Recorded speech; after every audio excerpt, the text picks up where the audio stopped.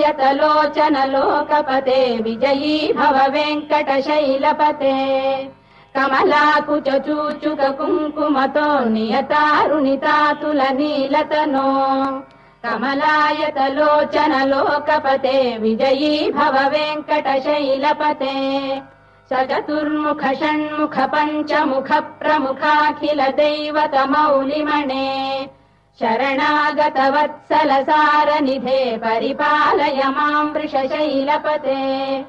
अतिवेलतया तव दुर्विषहैरनुवेलकृतैरपराधशतैः भरितम् त्वरितम् वृषशैलपते परया कृपया परिपाहि हरे अधिवेङ्कटशैलमुदारमतेर्जनदाभिमताधिकदानरतात्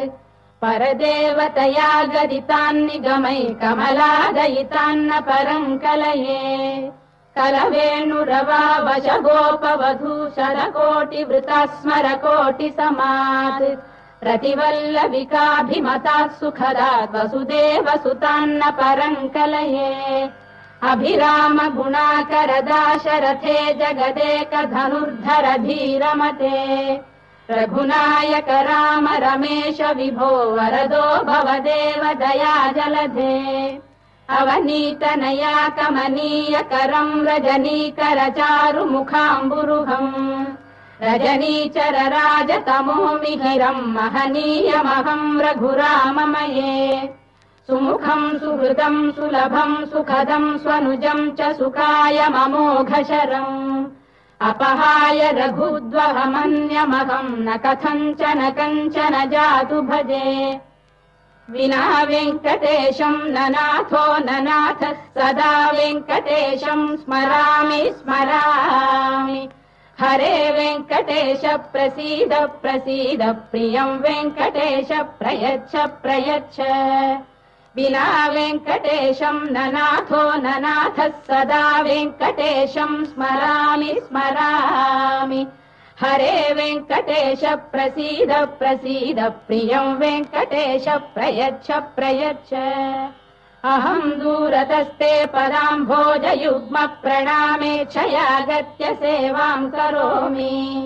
सकृत्सेवया नित्यसेवा फलम् त्वम् प्रयच्छ प्रयच्छ प्रभो वेङ्कटेश अज्ञानिना मया दोषानशेषान् विहितान् हरे क्षमस्वत्वम् शेषशैलशिखामणे अज्ञानिना मया दोषानशेषान् विहितान् हरे क्षमस्वत्वम् शेषशैलशिखामणे ईशानाम् जगतोऽस्य वेङ्कटपतेर्विष्णोः पराम् प्रेयसीम् तद्वक्षस्थल नित्यवासरसिकाम् तत्क्षान्ति संवर्धिनीम् पद्मालङ्कृतपाणिपल्लवयुगाम् पद्मासनस्थाम् श्रियम् वात्सल्यादिगुणोज्ज्वलाम् भगवतीम् वन्दे जगन्मातरम् ईशानाम् जगतोऽस्य वेङ्कटपतेर्विष्णोः पराम् प्रेयसीम् तद्वक्षस्थल नित्यवासरसिकाम् तत्क्षान्ति संवर्धिनीम् पद्मालङ्कृतपाणिपल्लवयुगाम् पद्मासनस्थाम् श्रियम् वात्सल्यादिगुणोज्ज्वलाम् भगवतीम् वन्दे जगन्मातरम् श्रीमन्कृपाजलनिधे कृत सर्वलोक सर्वज्ञ शक्तनत वत्सल सर्वशेषिन् स्वामिन् सुशील सुलभाश्रित पारिजात श्रीवेङ्कटेश चरणौ शरणम् प्रपद्ये श्रीमन्कृपाजलनिधे कृत सर्वलोक सर्वज्ञ शक्तनत वत्सल सर्वशेषिन्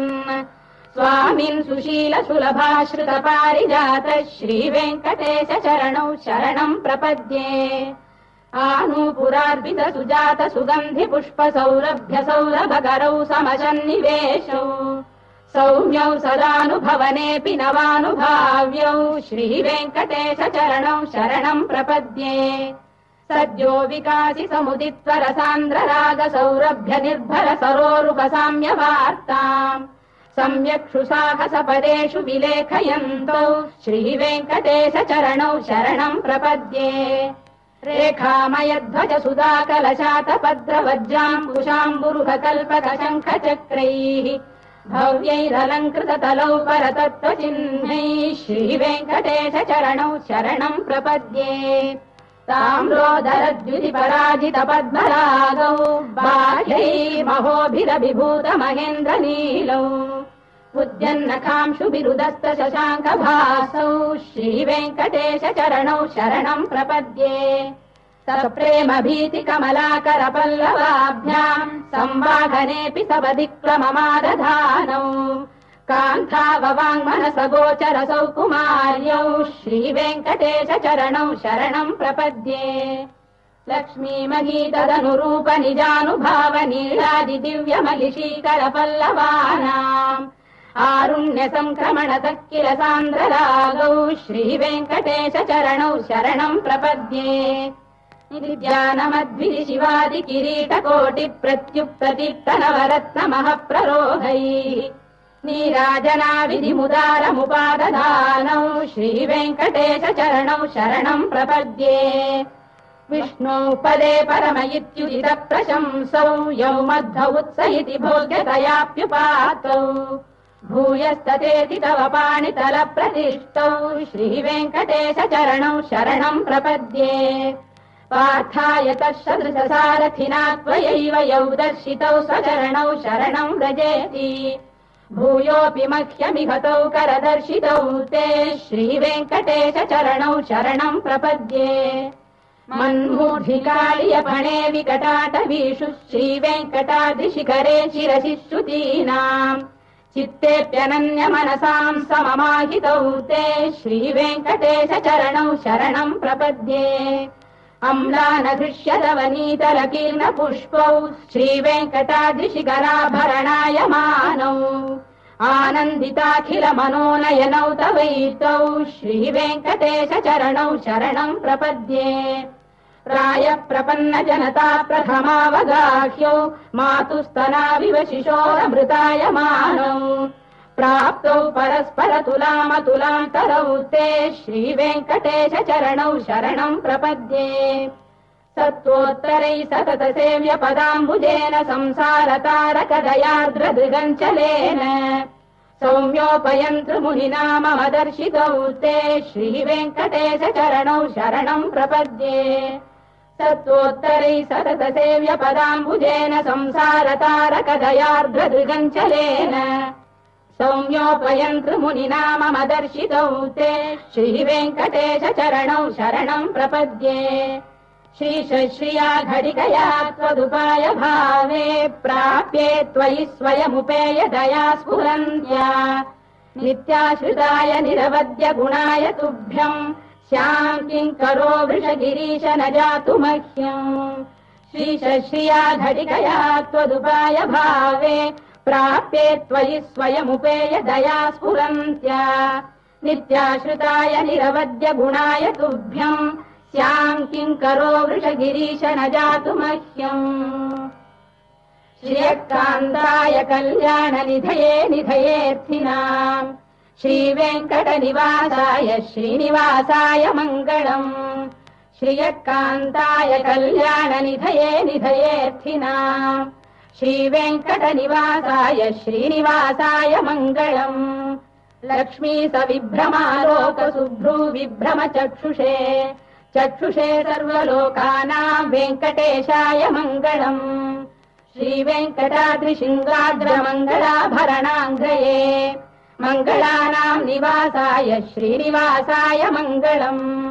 सर्वावयव सौन्दर्य सम्पदा सर्वचेतसाम् सदा सम्मोहनायास्तु वेङ्कटेशाय मङ्गलम् नित्याय निरवध्याय सत्यानन्दचिदात्मने सर्वान्तरात्मने श्रीमद्वेङ्कटेशाय मङ्गलम् स्वतः सर्वविदे सर्वशक्तये सर्वशेषिणे सुलभाय सुशीलाय वेङ्कटेशाय मङ्गलम्